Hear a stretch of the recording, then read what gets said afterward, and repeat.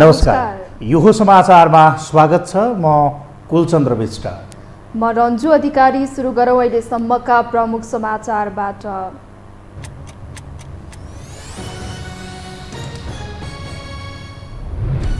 प्रधानमन्त्रीले पुस 26मा विश्वासको मत लिने संघीय संसदका महासचिवलाई व्यवस्था मिलाउन पठाइयो पत्र। विश्वासको मत लिएपछि मात्र सरकार विस्तार गर्ने तयारी।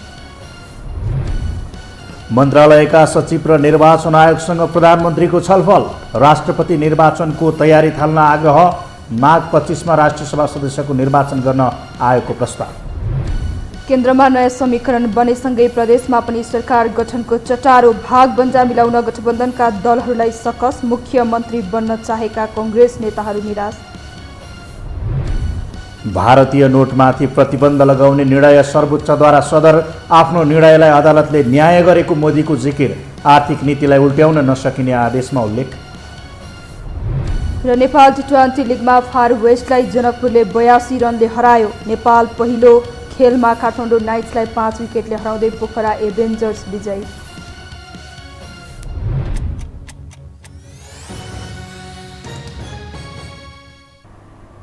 अब समाचार विस्तारमा। प्रधानमन्त्री पुष्पकमल दाहाल प्रचण्डले पुस 26 गते विश्वासको मत लिने हुनुभएको छ। प्रतिनिधि सभाको पहिलो बैठक पुस 25 गते बस्दैछ। त्यसको भोलिपल्ट पुस 26 गतेको बैठकमा प्रचण्डले विश्वासको मत लिने हुनुभएको हो। प्रधानमन्त्री प्रचण्डले उक्त दिन विश्वासको मत लिने व्यवस्था मिलाउन संसद सचिवालयलाई पत्र लेखिसक्नु भएको छ। संसद सचिवालयका प्रवक्ता डाक्टर रोजनाथ पाण्डेले प्रधानमन्त्री तथा मन्त्री परिषदको कार्यालयले यसबारे जानकारी गराएको पुष्टि गरेको छ।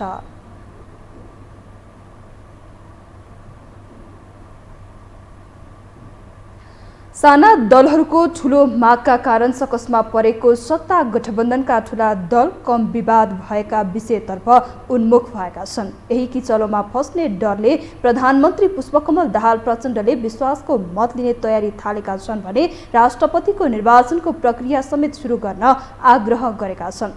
तर पार्टी भित्रको आन्तरिक र अन्तरपार्टी देखिएको रस्साकसीले यो गन्जा गोलले सजिलै निकास नपाउने संकेत गरिरहेको छ। एक रिपोर्ट। 7वटा दल र 3 स्वतन्त्र सांसदको समर्थनमा सत्तारोहण गरेका प्रधानमन्त्री पुष्पकमल दाहाल प्रचण्डको धरातल नै धर्मराउने खतरा बढेको छ। साना दलले बढाउँदै लगेको दबाव र मागका कारण मन्त्रीमण्डल विस्तार गर्न समेत नसकेका उनले कम विवादित विषयमा कदम बढाएका छन्। यसैको परिणाम प्रधानमन्त्री प्रचण्डले राष्ट्रपति, उपराष्ट्रपति र रिक्त राष्ट्रिय सभा सदस्यको निर्वाचनको प्रक्रिया अघि बढाउन निर्वाचन आयोगका पदाधिकारीसँग आग्रह गरेका छन्।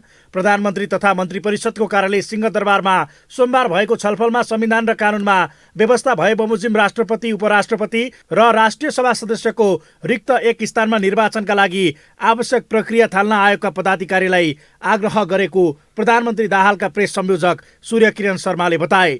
त्यस्तै दलहरूमा देखिएको किचलो र त्यसले पार्न सक्ने प्रभावले चिन्तित देखिएका उनले विश्वासको मत लिने तयारी समेत थालेका छन्। आफूलाई समर्थन गरेकाहरूको भर नभएकोले राष्ट्रपति र सभामुख टुङ्गो नलाग्दै विश्वासको मत लिने यसअघिको विश्लेषण अनुसार उनले दुवै काम सँगै अघि बढाएका हुन्। एकातर्फ माधव कुमार नेपाल नेतृत्वको नेकपा एकीकृत समाजवादीलाई पनि सत्ता सहकार्यमा ल्याउन वार्ता जारी राख्ने र विश्वासको मत लिएपछि दबाब दिन सक्ने अवस्था सिर्जना हुने भएपछि प्रचण्डले यो बाटो अघि सारेका छन्।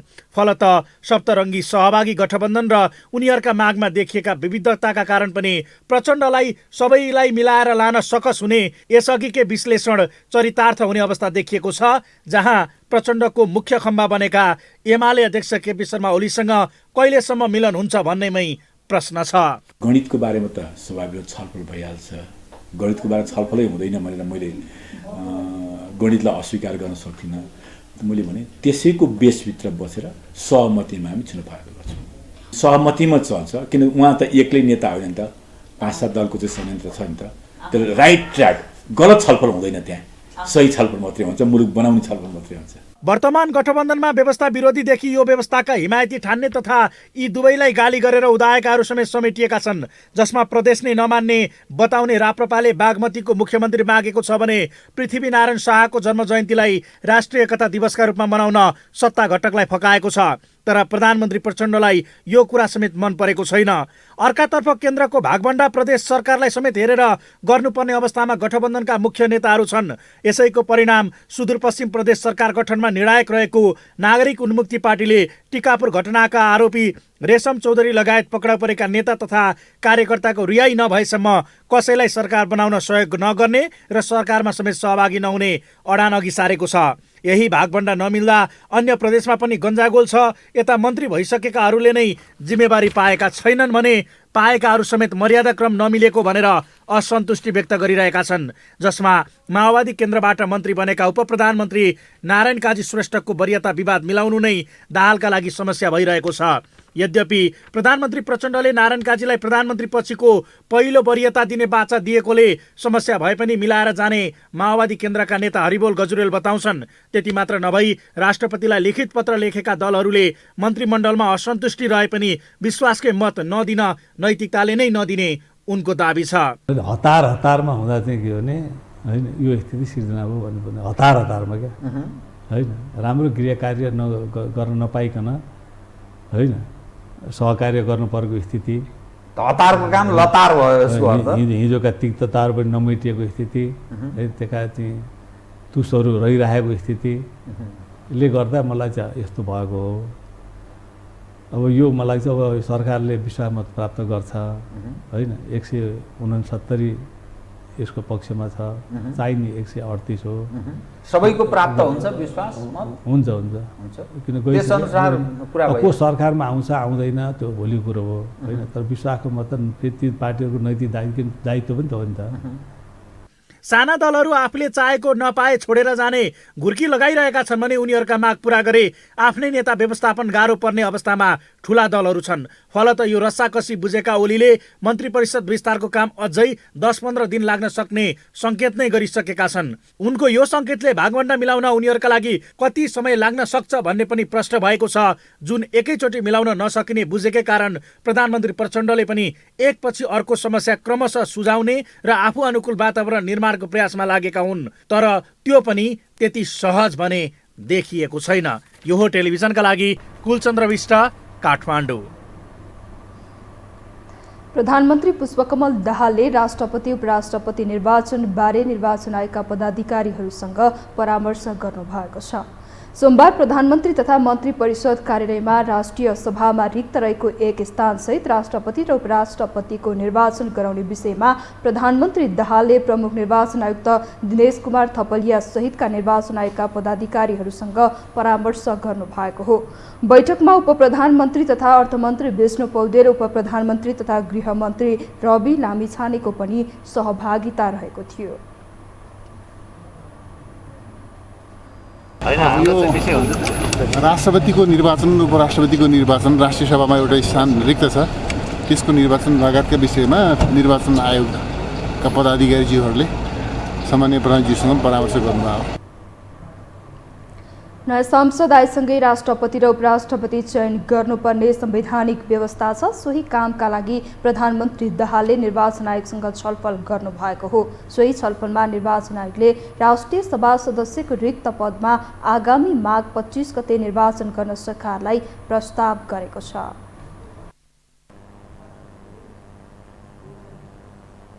अब बाँकी समाचार। पुस 10 गते प्रचण्ड नेतृत्वको नयाँ सरकार गठन भयो। 8 मन्त्रीले पद तथा गोपनीयताको शपथ लिए। शपथ लगत्तै गृहमन्त्री रवि लामिछानेको चर्चा चलिँदा अन्य मन्त्री भने गुमनाम छ। एक रिपोर्ट। प्रधानमन्त्री पुष्पकमल दाहाल प्रचण्डको नेतृत्वमा गठन भएको सरकारले पूर्णता पाउने क्रम जारी छ। अहिलेसम्म जम्मा 8 जना मन्त्रीले शपथ ग्रहण गरे पनि 3 जनाको मात्र विभाग तोकिएको छ। देशले 8 मन्त्री पाइरहँदा उपप्रधान तथा गृहमन्त्री रवि लामिछानेले मात्र जनतालाई मन्त्री भएको छनक दिइरहेका छन्। गृहमन्त्री लामिछानेले आफ्नो सक्रियता दिनानुदिन बढाउँदै लगेका छन्। सोमबार मात्रै देशैभरका 77 वटै प्रमुख जिल्ला अधिकारीसँग भर्चुअल बैठक गरेका उनले आवाजविहीनहरूको आवाज सुन्न र जागिर खाए जस्तो नभई हाई स्पिडमा काम गर्न निर्देशन दिए। आज नै प्रधानमन्त्री र निर्वाचन आयोगका आयुक्तसँग भेटेका उनले जनतालाई सुशासन प्रत्याभूत हुने गरी नागरिकमा आश जगाउने काम गर्ने प्रतिबद्धता जनाएका छन्। भएका ऐन नियमहरूलाई यदि सच्याउनुपर्ने अवस्था आएको छ, अपडेट गर्नुपर्ने अवस्था आएको छ, त्यसले जोखिम न्यूनीकरणमा तिनको भूमिका प्रभावकारी भएन भने त्यसलाई सच्याउनु पर्ने, मिलाउनु पर्ने भएछ भने पनि त्यसमा पनि निरन्तर छलफल गर्न सक्यौँ भने प्रभावकारी हुन्छ भन्ने मैले विश्वास लिएको छु। पुस 10 गते पदभार ग्रहणसँगै 14 वर्षीय बालिका निर्मला पन्तको बलात्कारपछि हत्या प्रकरणलाई अनुसन्धान गर्न निर्देशन दिएका लामिछानेले भोलिपल्टै विशिष्ट व्यक्तिको सुरक्षार्थ खटिएका अनावश्यक सुरक्षाकर्मीलाई फिर्ता बोलाउने निर्णय गरेर 2 दिनभित्र 225 जना सुरक्षाकर्मीलाई फिर्ता बोलाए। पुस 13 गते राजधानी विभाग पुगेर सेवाग्राहीहरूलाई छिटो र छरितो सेवा दिन कर्मचारीलाई निर्देशन दिए। त्यस्तै गत शुक्रबार प्रहरी प्रधान कार्यालयको निरीक्षण गर्दै उत्कृष्ट ढङ्गले काम गर्न निर्देशन दिए। नागरिकको अपेक्षा अनुसारको चुस्त दुरुस्त सेवा प्रवाह गराउन म पनि यहाँहरूलाई पनि निर्देशन दिन चाहन्छु। नागरिकको गुनासो छ कि भन्सुन बिना प्रहरीमा काम नै हुन्न भन्ने। यो अवस्थाको अन्त्य गरी सर्वसाधारणको प्रहरी सेवामा सहज पहुँचको व्यवस्था र दण्डहीनताको अन्त्यको साथै भ्रष्टाचारमा शून्य सहनशीलताका निम्ति व्यवहारमा लागू गर्न पनि म प्रहरी महानिरीक्षकज्यूलाई निर्देशन समेत दिन चाहन्छु। मन्त्रीहरूले शपथ लिए पनि त्यसको छनक नदेखिरहेको अवस्थामा गृहमन्त्री भने निरन्तर एक्सनमा देखिएका छन्। अन्य मन्त्रीहरू अहिले भूमिकाविहीन रहँदा गृहमन्त्री भने पहिलो चरणबाटै आफूले बोले झैँ नतिजामुखी काम गर्न तल्लीन देखिन्छन्। यद्यपि स्वकीय सचिवमा निकटका साथी दीपक बोहरा नियुक्ति दिएकोमा भने आलोचना पनि भइरहेको छ। तर पनि मन्त्री नयाँ भएको हुँदा काम गर्न दिनुपर्ने गृहका जानकारहरू बताइरहेका छन्। भर्खरको युवा व्यक्ति हाम्रो रवि लामिछानेले अहिले उपप्रधानमन्त्री तथा गृहमन्त्रीको कार्यभार सम्हाल्दै हुनुहुन्छ र उहाँमा निश्चित रूपमा एउटा नयाँ जोस जाँगर होइन हौसला छँदैछ। तर त्यो हौसलाका साथसाथै उहाँमा गृह प्रशासन सञ्चालन गर्ने अथवा सरकार सञ्चालन गर्ने विषयमा चाहिँ अनुभव भएको भए चाहिँ सुन्न सुगन्ध हुन्थ्यो। यद्यपि हामी आशा गरौँ उहाँले चाहिँ आगामी दिनहरूमा गृह प्रशासनलाई एउटा सही ट्र्याकमा लिएर जाने उहाँले जुन कटिबद्धता व्यक्त गर्नुभएको छ त्यो चाहिँ पुरा होस्। र परिवर्तनको मुद्दा बोकेर जनताको मत जित्दै उपप्रधान सहित गृहमन्त्री बनेका लामिछानेको प्रयास प्रतिफलमा बदलिन्छ या बदलिन्न यो त समयले बताउला। तर उनको पहिलो सुरुवाती प्रयास चर्चाकै लागि सीमित भएको आरोप लागिरहँदा उनको पहिलो कदमले साँच्चीकै गृहबाट जनताले राहत महसुस गरे उनी त सफल हुन्छ नै, साथै जनताको मतको पनि कदर हुनेछ। यो टेलिभिजनका लागि निरज कोइराला, काठमाडौँ। नेकपा एकीकृत समाजवादीका पोलिट ब्युरो सदस्यहरूले वामपन्थी शक्तिहरूका बीचमा एकता गर्नुपर्नेमा जोड दिएका छन्। सोमबारबाट सुरु भएको पार्टीको पोलिट ब्युरो बैठकमा आफ्नो धारणा राख्दै पोलिट ब्युरो सदस्यहरूले वामपन्थी शक्तिहरूका बीचमा एकता गर्नुपर्नेमा जोड दिएका हुन्। बैठकपछि सञ्चारकर्मीहरूसँग कुराकानी गर्दै एकीकृत समाजवादीका प्रवक्ता जगन्नाथ खतिवडाले बैठकमा बोल्ने सदस्यहरूले वामपन्थीहरूलाई एकताबद्ध बनाउन पहल गर्नुपर्ने धारणा राखेको बताउनुभयो। उहाँले वर्तमान सरकारमा जाने सन्दर्भमा औपचारिक प्रस्ताव नै नआएको भन्दै यस सम्बन्धमा छलफल नभएको बताउनुभयो। बैठकमा सरकारलाई हेर्ने दृष्टिकोणको सम्बन्धमा भने छलफल भएको उहाँको भनाइ छ।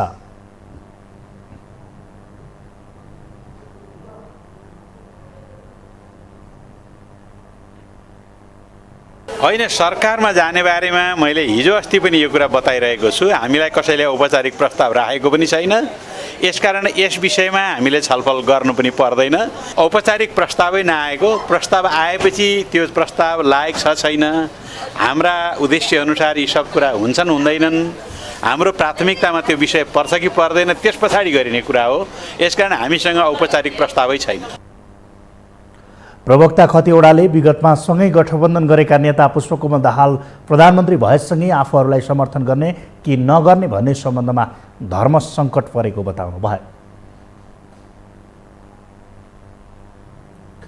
5 दलीय गठबन्धन भत्किएर एमाले नेतृत्वको गठबन्धन बनेपछि माधव कुमार नेपाल नेतृत्वको नेकपा यस अन्योलमा फँसेको छ। सरकारमा सहभागी हुने वा नहुने विषयमा पार्टीभित्र दुई थरी मत देखिएपछि अध्यक्ष नेपाल समेत सङ्कटमा परेका छन्। एक रिपोर्ट।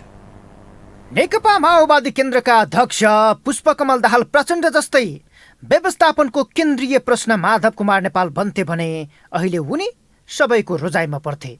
तर कमजोर पार्टी धरातल र खुम्चिएको संसदीय हैसियतले माधव नेपाल भए पनि ठिक नभए पनि ठिकको अवस्थामा छन्।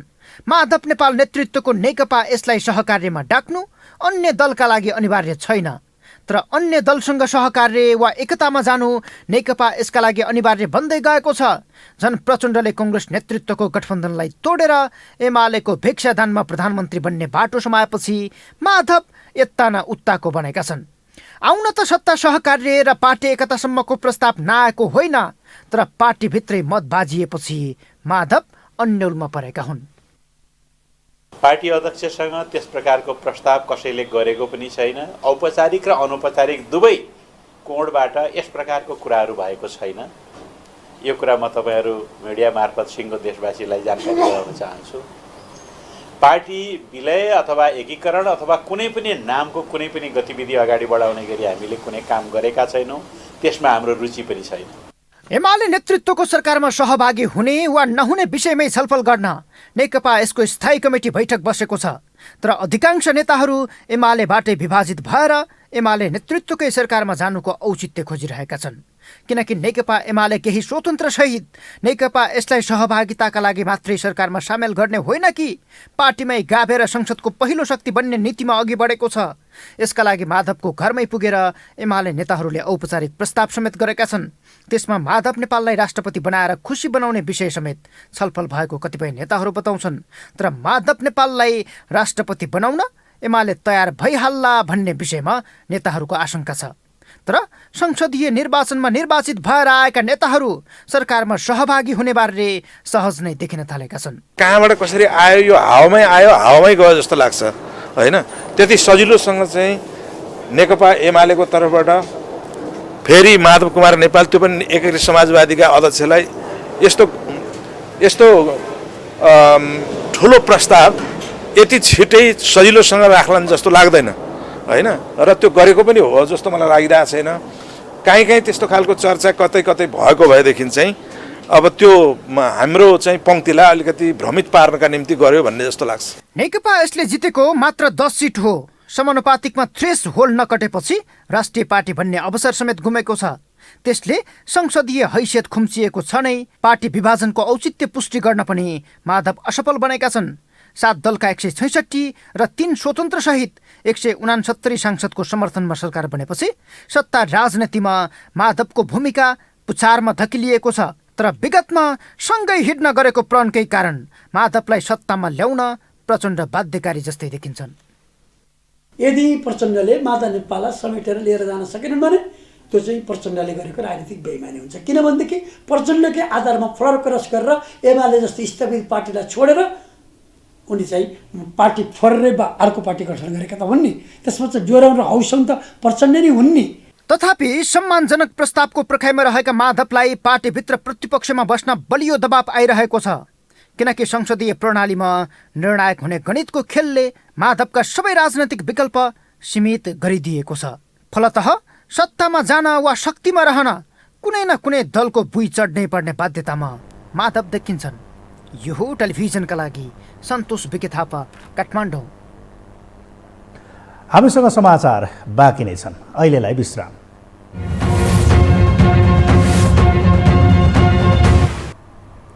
विश्रामपछि स्वागत छ। अब बाँकी समाचार। केन्द्रमा नयाँ सरकार गठन भएसँगै प्रदेशहरूमा पनि राजनीतिक सरगर्मी बढेको छ। दलहरू संसदीय दलको नेता छान्ने र सत्ता समीकरणलाई अन्तिम रूप दिने तयारीमा जुटेका छन्। एक रिपोर्ट।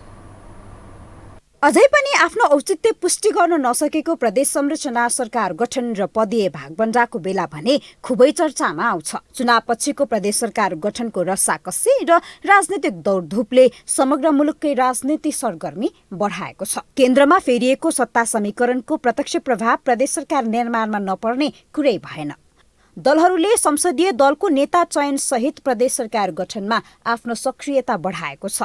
राजनैतिक कोर्स नै परिवर्तन गरेर सत्तामा पुगेको एमाले र माओवादी केन्द्र लगायत सत्ता गठबन्धनमा रहेका अन्य दलहरू भागबण्डा सहित प्रदेश सरकार गठनको कसरतमा जुटेका छन्। शीर्ष नेतृत्व प्रदेश सरकारमा सहमति खोज्ने सकसमा छन्। ती अनुसार केहीको नेतृत्व उनी पार्टीले, केहीको नेतृत्व उनी पार्टीले, केहीको नेतृत्व उनी पार्टीले, त्यसरी गरिरहँदा मधेस प्रदेशको नेतृत्व जनता समाजवादी पार्टीले गर्नुपर्दछ। किनकि सबभन्दा ठुलो दल त नेकपा एमाले छ, तर नेकपा एमाले अन्य थुप्रै प्रदेशमा नेतृत्व पाइरहेको अवस्थामा मधेस प्रदेशमा त्यहाँको दोस्रो ठुलो दललाई अवसर दिनुपर्दछ र त्यो दोस्रो ठुलो दल हामी हौं। सत्तारूढ गठबन्धनभित्र बागमती, गण्डकी र कर्णाली लगायतका 4वटा प्रदेशमा एमालेको दाबी छ। लुम्बिनी र सुदूरपश्चिममा माओवादीको दाबी छ। सुदूरपश्चिम प्रदेशमा नागरिक उन्मुक्ति पार्टीको पनि दाबी छ। बागमती प्रदेशमा भने राप्रपाले दाबी गर्दै आएको छ भने मधेस प्रदेशमा जसपा र जनमत पार्टीले दाबी गर्दै आएका छन्। यता नेताहरू भने सञ्चार माध्यममा आए जस्तो दाबी नभएको तर्क गर्छन्। जसले जहाँ दाबी गरे पनि सहमतिबाट नै प्रदेशको बाँडफाँड हुने नेताहरूको दाबी छ। सबै ठाउँमा सबैको दाबी छ। अहिले पत्र पत्रिकाले यो ठाउँ फलानु, यो ठाउँ फलानुले भने प्रचार गरेका छन्। कहाँ आधिकारिक रूपमा तपाईँले सुन्नुभएको छैन, अथवा अहिले राजनीतिक षड्यन्त्र छ बनाएको केपी ओलीको संयोजकत्वमा, त्यसले त यो ठाउँ फलाना यो ठाउँ फलाना भनेको छैन। बाहिर पत्र पत्रिका र मिडिया र राजनीतिक दलले अनुमानको भरमा यहाँ हुनसक्छ, यहाँ हुन सक्दैन भनेको हुन्। त्यहाँ तपाईँ धैर्यतापूर्वक बस्नुहोस्, सम्मानपूर्वक बिना विवाद हामी 7वटा प्रदेशको मुख्यमन्त्री तय गर्छौँ। प्रधानमन्त्रीमा आलो पालोको सहमति भए पनि प्रदेश नेतृत्वमा आलो पालोको विषय उठान भएको छैन। तर मुख्यमन्त्रीमा समेत आलो पालो हुने बुझाइ धेरैमा छ। मुख्यमन्त्रीका आकांक्षीहरूको लर्को लागेकाले पनि आलो पालो गर्नुको विकल्प नहुने नेताहरूको बुझाइ रहेको छ। विगतमा 2/3 बहुमत हुँदा समेत पटक पटक सरकार फेर बदलको चक्रव्यूहमा फँसेको प्रदेश सरकार यो पटक मिश्रित परिणामका कारण थप अस्थिर हुने अनुमान गर्न सकिन्छ। यो हो टेलिभिजनका लागि क्यामेरामा सिरो श्रेष्ठका साथमा निम्लेकी शेर्पा, काठमाडौँ। नेकपा एमालेका उपमहासचिव पृथ्वी सुब्बा गुरुङले पोखरा अन्तर्राष्ट्रिय विमानस्थल सञ्चालनले पर्यटकको माध्यमबाट आर्थिक समृद्धि हासिल गरी गरिबी निवारणको ढोका खोलेको बताउनु भएको छ। पोखरा अन्तर्राष्ट्रिय विमानस्थलमा विदेशी पर्यटक ल्याउनको लागि अन्य पर्यटन पूर्वाधारहरू निर्माण गरी पर्यटकको माध्यमबाट आर्थिक समृद्धि हासिल गरी गरिबी निवारण गर्ने ढोका खुलेको बताउनु भएको हो। उहाँ विमानस्थलमा व्यावसायिक उडान सुरु भए पनि विमानस्थलसँग जोडिएका अन्य पूर्वाधारहरू बनाउन बाँकी रहेको बताउनु भयो। उहाँले धेरै दुःख गरेर पोखरा अन्तर्राष्ट्रिय विमानस्थल बनाउन सफल भएकाले व्यावसायिक उडान सञ्चालनमा आउँदा खुसी भएको पनि बताउनु भयो।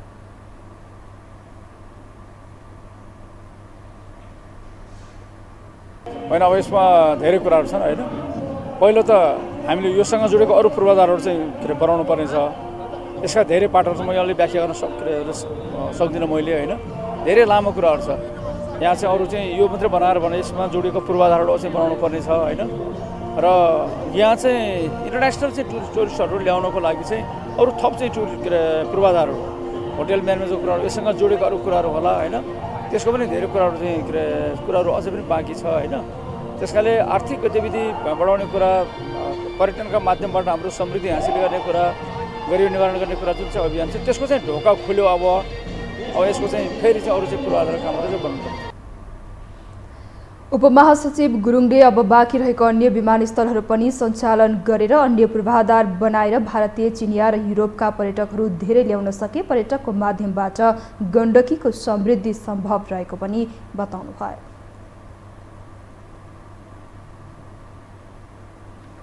अब बाँकी समाचार। इन्टरनेट सेवा प्रदायक सङ्घ नेपाल आइस्प्यानले अति आवश्यक इन्टरनेट सेवा अवरोध हुँदा उत्पन्न हुने स्थितिको सम्पूर्ण जिम्मा नेपाल विद्युत प्राधिकरणले लिनुपर्ने बताएको छ। सङ्घले देशका विभिन्न भागमा विद्युत प्राधिकरणले सेवा प्रदायकको तार काट्न थालेकाले तार काट्दा उत्पन्न हुने स्थितिको सम्पूर्ण जिम्मा नेपाल विद्युत प्राधिकरणले लिनुपर्ने बताएको हो। सङ्घले विद्युत प्राधिकरणका कारण देशमा इन्टरनेट सेवा प्रवाह गर्ने वातावरण नभएको दाबी गर्दै इन्टरनेट सेवा प्रवाह गर्ने वातावरण बनाउन सरकारवाला निकायहरूसँग माग गरेको छ। केन्युमा इन्टरनेट सेवा प्रदायकहरूको डेटा सेन्टर अपरेसन पोइन्टमा विद्युत लाइन काट्ने सेवा प्रदायकहरूले नियमित विद्युत महसुल भुक्तानी गर्दा गर्दै अवस्था छ। इन्टरनेट सेवा प्रवाह गर्ने तार छानी काट्ने कार्य तीव्रताका साथ देशका विभिन्न ठाउँहरूमा निर्बाध रूपले अघि बढिरहेका छन्। त्यस्तै आइस्प्यानका अध्यक्ष सुधीर पराजुलीले सेवा प्रदायकले नियमित विद्युत महसुल भुक्तानी गर्दा गर्दै पनि देशका विभिन्न ठाउँमा इन्टरनेटका तार काट्नु राम्रो नभएको बताउनु भयो।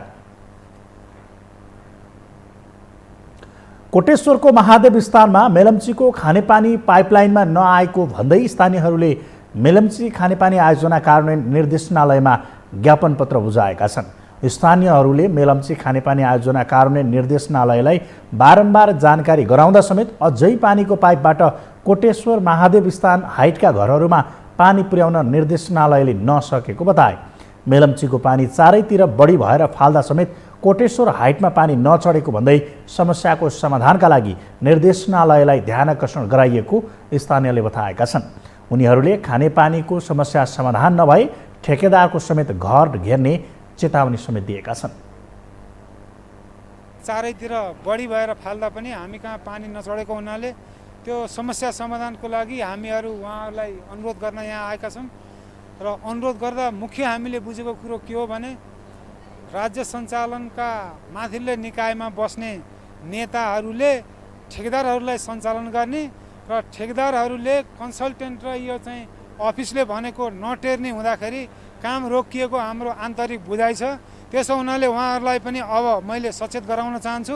अब हामीले यो अफिस होइन कि यदि ढिला भयो भने यो अफिसलाई मात्रै होइन हामी ती ठेकेदारहरूको घर पनि घेर्ने कि नघेर्ने। त्यसो भएको हुनाले यही च्यानल मार्फत हामीले चाहिँ उहाँ ठेकेदारहरूलाई पनि सचेत गराउन चाहन्छौँ।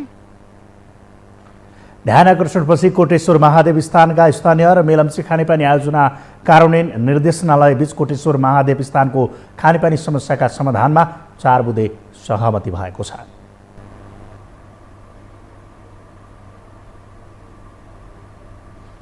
अब पालो आर्थिक समाचारको।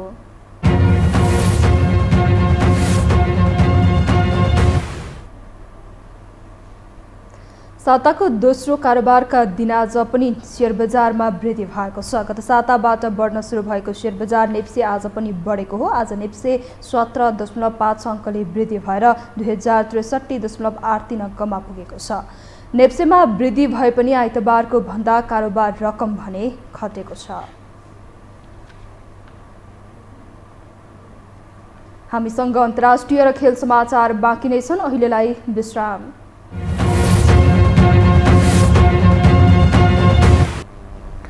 विश्रामपछि यो हो समाचारमा पुनः स्वागत छ। अब पालो अन्तर्राष्ट्रिय समाचारको।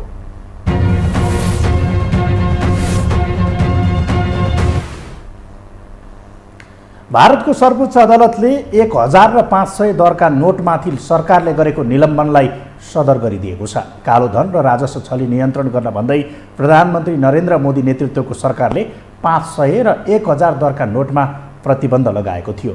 4 न्यायाधीशहरूले केन्द्र सरकारले सन् 2016 मा उक्त दरका नोट खारेज गर्ने अभ्यासको पक्षमा फैसला गरेका हुन्।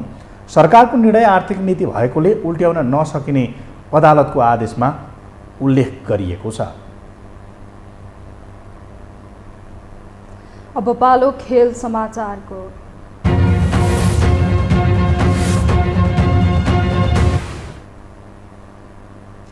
नेपाल टी20 लिगमा आज फार वेस्ट युनाइटेडलाई जनकपुर रोयल्सले पराजित गरेको छ। त्यो मैदानमा भएको खेलमा जनकपुरले फार वेस्टलाई 82 रनले हराएको हो। 7 खेलमा 5 जित र 2 हार सहित जनकपुर 10 अङ्कका साथ अङ्क तालिकाको दोस्रो स्थानमा रहेको छ। यस्तै आजै भएको पहिलो खेलमा पोखरा एभेन्जर्सले काठमाडौँ नाइट्सलाई 5 विकेटले पराजित गरेको छ। काठमाडौँले दिएको 165 रनको लक्ष्य पोखराले 19.4 ओभरमा 5 विकेट गुमाएर पुरा गरेको हो। यससँगै हामी यो समाचारको अन्त्यमा आइपुगेका छौँ। बिदा हुनु अघि प्रमुख समाचार पुनः एकपटक।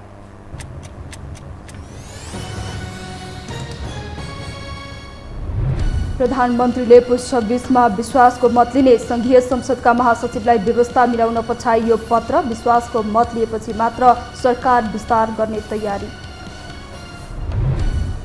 मन्त्रालयका सचिव र निर्वाचन आयोगसँग प्रधानमन्त्रीको छलफल। राष्ट्रपति निर्वाचनको तयारी थाल्न आग्रह। माघ 25 मा राष्ट्रिय सभा सदस्यको निर्वाचन गर्न आयोगको प्रस्ताव। केन्द्रमा नयाँ समीकरण बनेसँगै प्रदेशमा पनि सरकार गठनको चटारो भागभन्जा मिलाउन गठबन्धनका दलहरूलाई सकस, मुख्यमन्त्री बन्न चाहेका कांग्रेस नेताहरू निराश। भारतीय नोटमाथि प्रतिबन्ध लगाउने निर्णय सर्वोच्चद्वारा सदर, आफ्नो निर्णयलाई अदालतले न्याय गरेको मोदीको जिकिर, आर्थिक नीतिलाई उल्ट्याउन नसकिने आदेशमा उल्लेख। र नेपाल टी20 लिगमा फार वेस्टलाई जनकपुरले 82 रनले हरायो। पहिलो खेलमा काठमाडौँ नाइट्सलाई 5 विकेटले हराउँदै पोखरा एभेन्जर्स विजयी।